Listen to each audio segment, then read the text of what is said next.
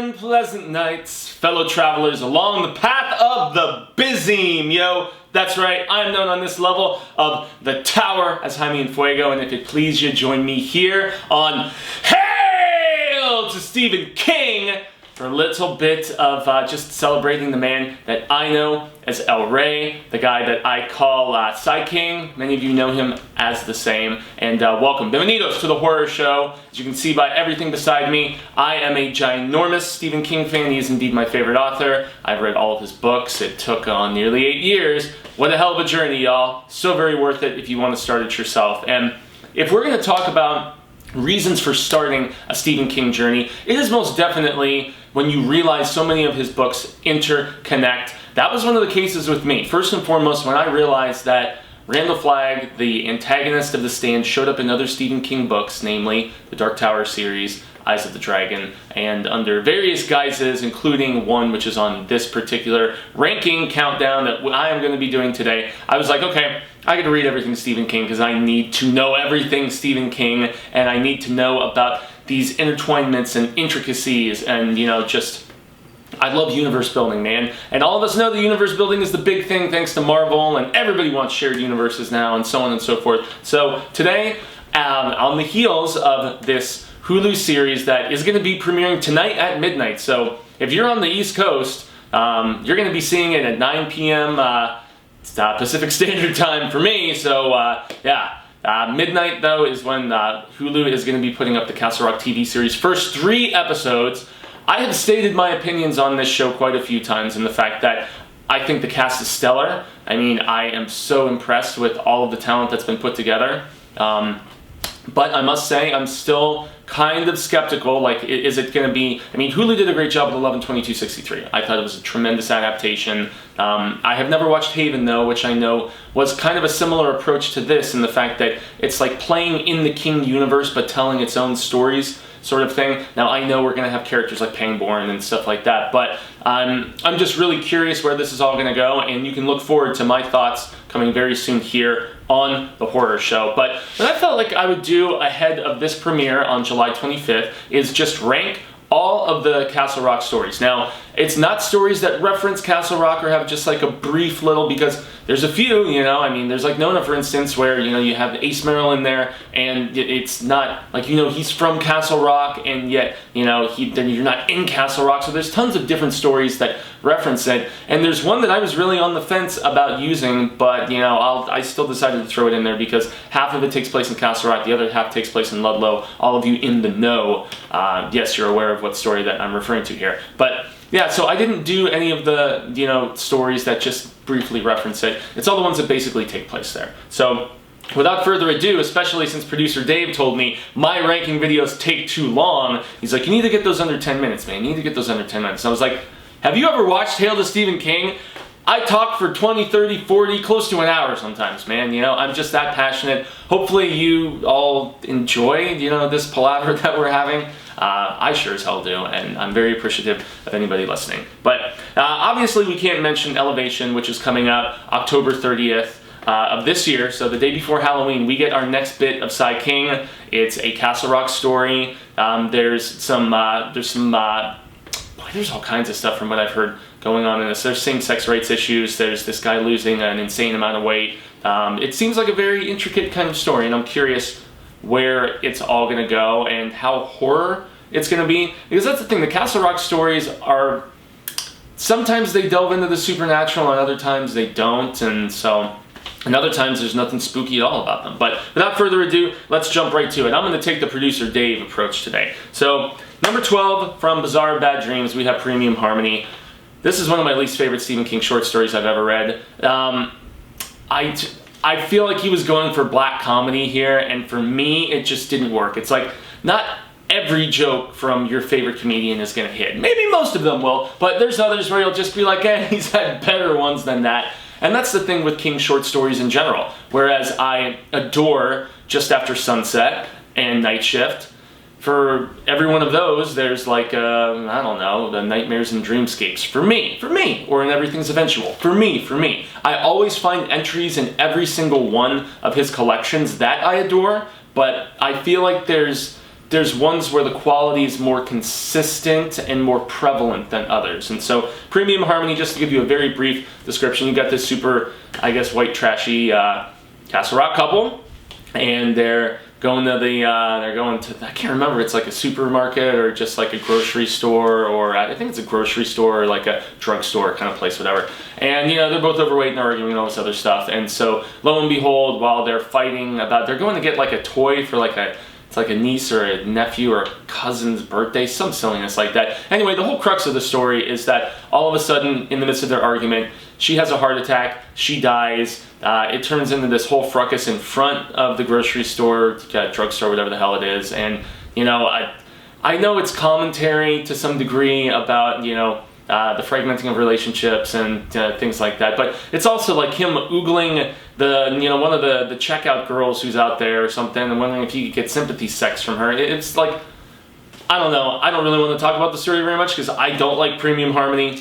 Sorry, there's a lot of really good stuff in Bizarre Bad Dreams. Little Green God of Agony is one of the first that comes to mind. There's a lot of damn good stories in there. But for me, I don't like Premium Harmony. So let's move on to another one that I don't really like. It's number 11. And surprise, surprise, this is from Nightmares and Dreamscapes, which is also not particularly a collection that I adore. I mean, it's got some stories in there that I dig, I guess. But, I actually, surprisingly, I like Dolan's Cadillac. A lot of people I don't like the adaptation, but in any event, it grows on you. And he described it as an epilogue to the final Castle Rock story, which was Needful Things, but it doesn't really directly connect anywhere near as much as the prologue story, which was in 4 Past Midnight, I believe. Yeah, which we'll get to later on because that story I love. But this epilogue is about this house where a bunch of, if I remember the structuring, there's, just a bunch of different guys, and I think they're in a bar if I'm not mistaken, but the whole thing is that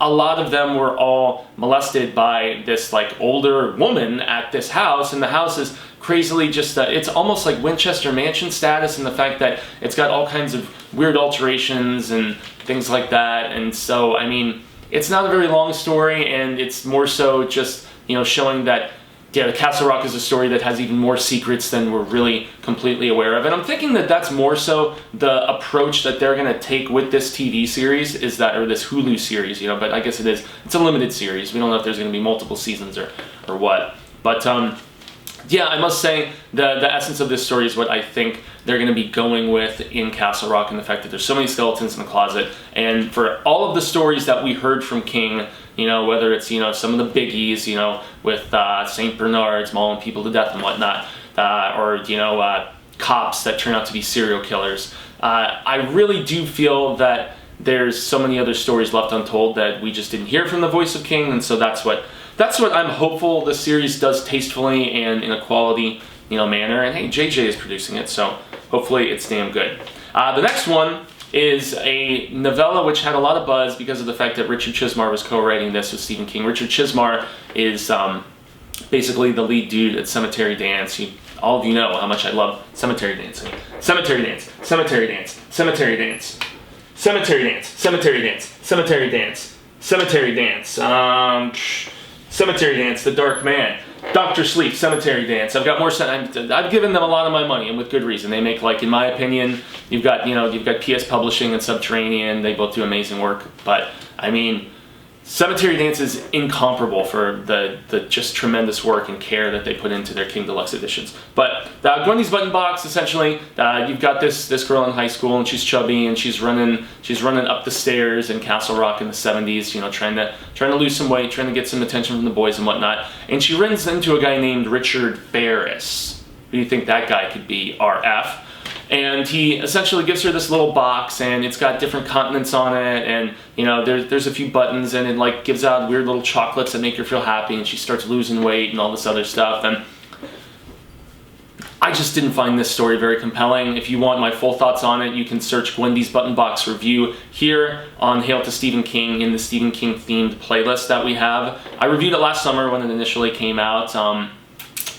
I don't know, I also bought the audiobook, and I liked the audiobook short story that accompanied it about this couple that had somebody locked in their closet and they're playing piano to try to drown out the screams and stuff. I thought that was more compelling than just the summer kind of I felt some similarities in Gwendy's Button Box to Joyland in the whole, coming of age, albeit, high school versus college, boy versus girl and stuff like that. But it takes a little while for you to understand the significance of what she can do on certain continents with just messing with the box, and you get kind of a third act, almost like Lisi's story, terrorized by, well, I don't want to spoil anything, but nonetheless, I'm not a big fan of Gwendy's Button Box, although I know a lot of other people who liked it. So yeah, that's about it. Once again, producer Dave, I'm appeasing this man because I love him, and I'm trying to do this in a shorter, more concise fashion. But yes, at number 10, Gwendy's Button Box. It is a novella. You see it right up there. Cemetery Dance. Once again, guys. At number 9, we have from Skeleton Crew, we have Uncle Otto's Truck. And this is another instance where I'm trying to remember if this was published before Christine or after Christine, but similar to, that book, and also from a Buick 8, it's one of those stories where you get the feeling that a vehicle is alive or has been possessed by some presence. And this guy, Otto, post-depression, he kills his business partner by running him over basically with this old truck, and then as time goes by, he gets obsessed with it. He thinks the vehicle's alive. He thinks it's eventually going to kill him. His nephew is watching his downward spiral and actually telling the story, if I remember correctly. Once again, I didn't reread any of these before this because there was just far too much to sink yourself into. But Uncle Otto's Truck I actually quite dug. It's not one of my favorites from Skeleton Crew, but the ending is super creepy with just what ends up going down with Otto in the vehicle, and trying to basically discern if it is alive or not without spoiling anything. But if y'all dig this premise, it's actually pretty cool. It's not Christine level, but as far as something you can easily digest very quickly, and the paranoia of thinking something's alive and not really having particular evidence. I still like From a Buick 8 the best, which actually was just announced this week to be adapted by... I'll save it. I'll talk about that later. But in any event, yeah. Uncle Otto's Truck at number 9, y'all. Jumping to number 8, we have a story which was actually originally it was either an ebook or an audiobook, but I know it had a digital-only release. It's called Drunken Fireworks. Apparently, it has James Franco attached currently in a possible adaptation. But Drunken Fireworks is super funny because it's also collected in Bizarre Bad Dreams, and it's about this aging mother and her son who isn't, he's not really a spring chicken himself. I want to say 50s and 70s-ish. Or maybe it's 40s and 60s or so. I don't know. Basically, he's pretty old and she's really old, and they win the lottery and they're both super drunks in Castle Rock and they're just hanging out, and they end up getting in this fireworks war of sorts with this family that's on the other side. I'm trying to remember if it's the other side of a lake. I think it is. But, they slowly start just amassing through black market means bigger artillery and just more extravagant, just stuff to do in the skies and whatnot. It basically turns into an arms race kind of thing. This is the kind of dark comedy from Sai King that I really, really love. The ending to this is, it's amusing. It doesn't go too far, but this is a humorous story for me, and King doesn't always have to scare. King tries to amuse at times. He doesn't always succeed the way he hopes to, I think, but with this one, for my money, he did. I love Drunken Fireworks, so if you check out the audiobook, an ebook version of it, or just pick up Bizarre Bad Dreams and check it out, I really, really dig Drunken Fireworks as we get further on into this list. Next up, we have one that is probably going to surprise some people where I haven't placed on the list, but King doesn't remember writing Cujo. He doesn't. This is when King was as perma drunk crazy on drugs as he probably would ever be, and if I remember, there's not even proper chapter breaks in Cujo. It's just it's almost a stream of consciousness, if I remember correctly. Let's pull out my copy of Cujo, which I know is gonna put minutes on the dock, Mr. Friedman, producer Dave. Yeah, that's right. There's breaks, so there's almost the little indentations, in between paragraphs and stuff like that. But yeah, this is, as I recalled properly, this is a stream of conscious. And oh man, I just realized there's a little tear on this in the sleeve. Terrible. But yeah, I actually, I enjoy Cujo. Don't get me wrong. I enjoy Cujo more so though for the fact that it is so peppered with all kinds of references to pretty much all the groundwork that he laid down with the Dead Zone. You've still got Bannerman as the sheriff. You've got all kinds of references to Frank Dodd, who turned out to be the killer in the Dead Zone. Spoilers! Boy, what else? I mean, this is where he was doing like the serious... This is where the universe building went into high gear, in my opinion. Now, he had already published The Body, which you'll see, later on in this list. But, yeah, as far as Castle Rock, like, legit world building goes and stuff like that, and also passing of the torch to Pangborn, who ends up, being the next sheriff and stuff like that, I must admit, I do really enjoy Cujo, but just the idea of a rabid dog and whatnot getting bit by the bat and everything, and I've never found this book scary like some people, and while I really enjoy the hell out of the Dee Wallace performance in the film, I'm getting ready to talk about it for its 35th anniversary here later this year, so look forward to that. And Cujo's not bad. For me, it's essential King reading for some of the groundwork that it lays for the Castle Rock universe. So there you go, at number 7, Cujo. Number 6, we have the one that I was on the fence about actually putting in this list to begin with, because half of the dark half takes place in, pretty much most of it takes place in Ludlow, the same place where Pet Sematary happened. But you do have Alan Pangborn, played very amusingly in, the feature by Mr. Michael Rooker of all people. And I think like the same year you also had Ed Harris playing him in a different adaptation. But, so half of, you have the castle, well, he's the Castle Rock sheriff, but there's like Castle County, I think, is, the wider area and stuff. And so, yeah, Pangborn is investigating all the stuff with, Beaumont basically being blamed for these murders that this manifestation of his creation, Stark is doing and whatnot. I like the dark half, but I do not love the dark half, and I think I've gone on record to say that quite a few times. It's interesting in the fact that it was very therapeutic, I would imagine, for King to finally put to rest Richard Bachman. There's a lot of autobiographical stuff in the dark half. I like the George Romero adaptation. I quite do. I like both of these, but I don't love both of these. Yeah, as far as the word becoming flesh and all that stuff, and art, the essence of evil basically becoming like a real form and whatnot. I like the dark half, but I don't love it. So if you want to see my further thoughts about it, check out. I did a review of the Dark Half movie for its anniversary, and I also talked a little bit about my thoughts on the book and did a compare and contrast. So check the Hail to Stephen King archives here on the Horror Show if you want that particular information. Next up is actually at number 5, Needful Things, which is the book that I was just referring to. It was alleged to be the last Castle Rock book, but yeah, obviously King just couldn't stay away. He hasn't done another full-on novel. I guess he has done Gwendy's, which is a novella. Elevation is going to be a novella, but after this he just did, a few short stories here and there as far as returning to Castle Rock. But I really, really like Needful Things, especially, I really dig the film adaptation too. I think Leland Gaunt is one of the most compelling villains that King has ever written, and the fact that we don't have backstory and we don't have forward story, he is still one that I would love, love, love to see show up in Derry or show up in just... Shit, you could put him basically in any other small town anywhere in the country or in another country, and it could be a similar compelling prequel or sequel. Just the destruction of the town that goes down, when he's there, the enticement that he brings about, and I still get really sad with what happens to that kid's basketball card, man, and to, just the covetousness of so many other people and things that they don't necessarily need, they just want them.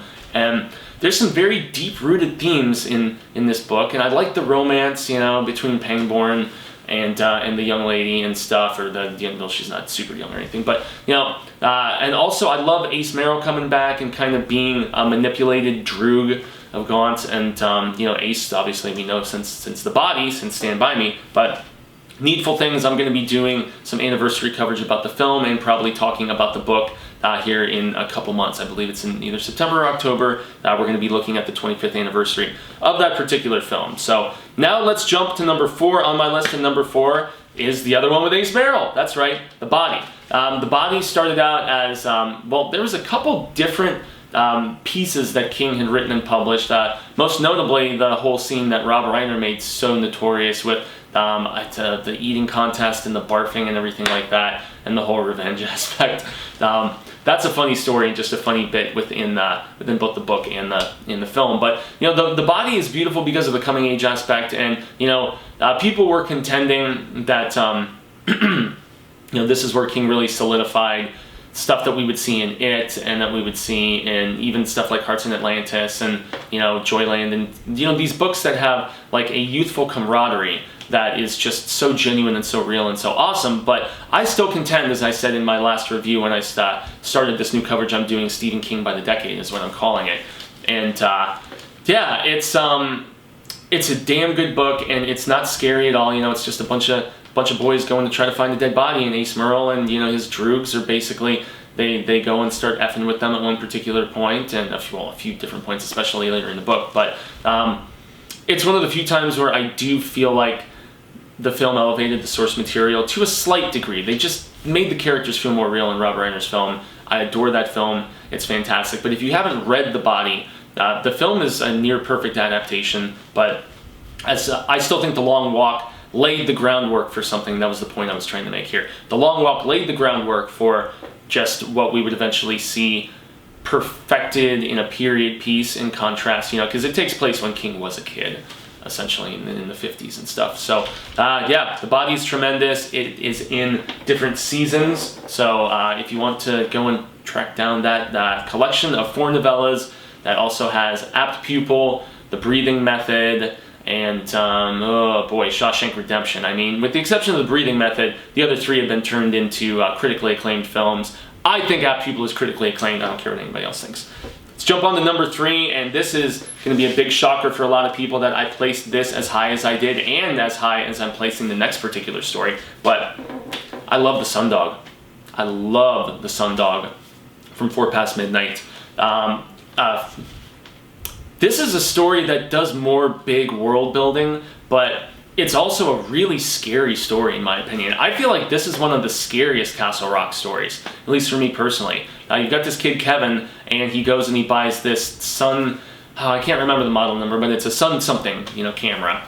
And it's like, it's very old, and it's, if I remember correctly, yeah, it's a Polaroid of sorts. And so, with every picture he's taking, he's not actually seeing what he's taking a picture of. He just sees this rabid-looking dog getting, like, it starts in the distance, but with more pictures he takes, it gets closer and closer and closer and closer. And he goes to Pop Merrill, Ace Merrill's Pop, and he runs like this kind of like junk store, junkyard, just resale, whatever kind of place. And Pop Merrill tricks this kid into selling him the camera because he thinks he can sell it to some like supernatural, obsessive aficionado, whatever's.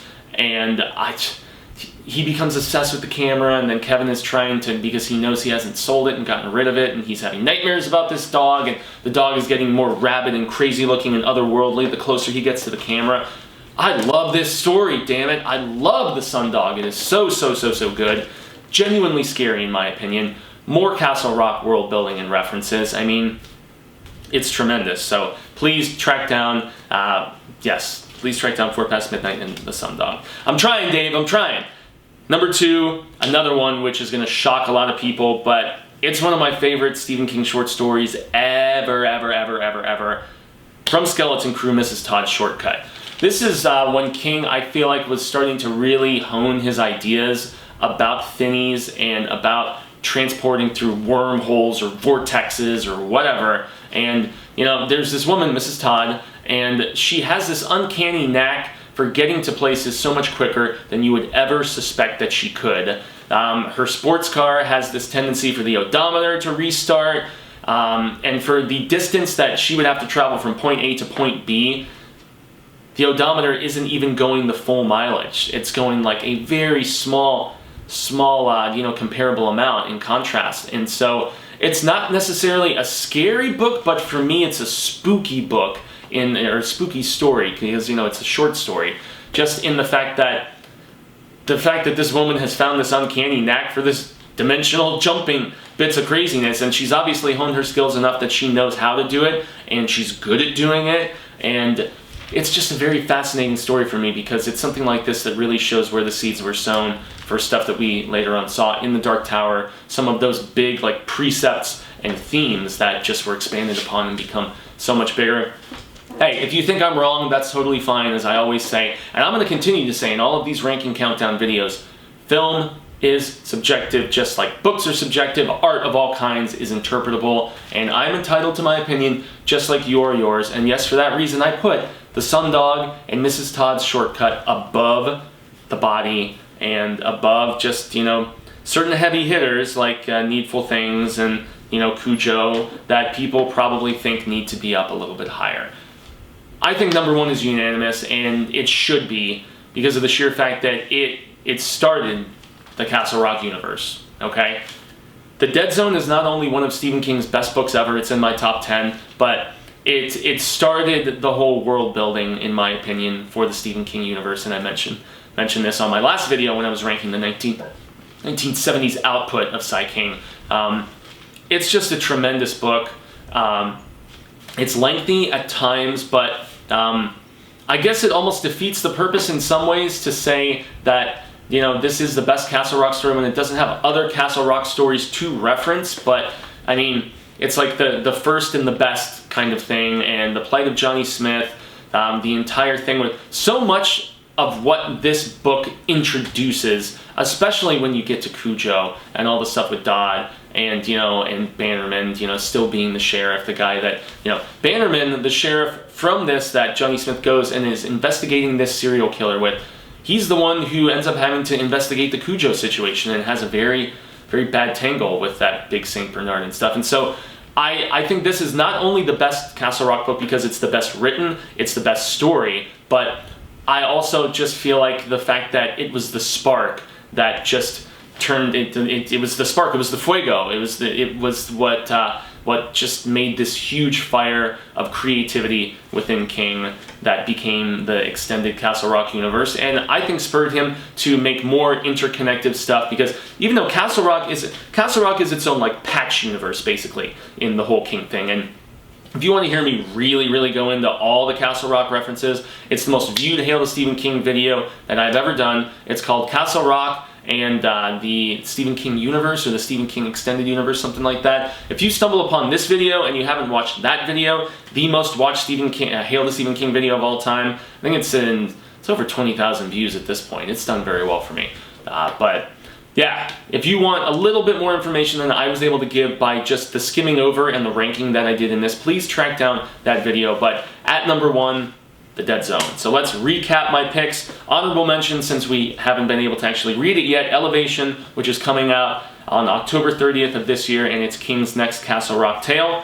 At number 12, we have Premium Harmony. At number 11, we have It Grows on You. At number 10, we have Gwendy's Button Box. At number 9, we have Uncle Otto's Truck. At number 8, we have Drunken Fireworks. At number 7, we have Cujo. At number 6, we have The Dark Half, which I almost didn't include on this because I don't particularly feel it's a Castle Rock story, even though it's got Castle Rock characters in it. It's one of those crossover ones, but, you know, I decided to include it. Number 5, Needful Things. Number 4, The Body. Number 3, The Sundog. Number 2, Mrs. Todd's Shortcut. And the clear-cut consensus number 1, The Dead Zone. So I gotta extend a grande gracias to all of you constant readers and viewers here. I do hope that we have been well met. I've been Jaime and Fuego. You can find me on all social media sectors: Twitter, Instagram, Facebook, YouTube's just like you see spelled below. If you haven't rung the bell and you know, got your stuff together here with keeping a thumb on the pulse here at the horror show, we ask you to do that. If you haven't subscribed yet, please do that as well. If you share this video, share it with the hashtag Hail to Stephen King. I am very much looking forward to doing some reviews of this. Once again, July 25th, which is basically tonight as I'm filming this, and about to fly out to Denver for a few days to escape some of the worst heat we've seen in Arizona in forever. I'll be there for a few days, but coming back at you on Saturday. Yes, this spooktacular, scarific Saturday. But thanks for joining me here on this terrifying Tuesday. Once again, I've been Jaime and Fuego. You have been amazing, all of you. And until the Wheel of Ka comes around once more, hasta luego, sin amigos. Like cinema, sin amigos. And yes, thank ya, say thank ya. I hope that we get to see one another sooner rather than later. And until that instance comes around, remember, stay scared and read Stephen King. You gotta start somewhere. Start with The Dead Zone, man.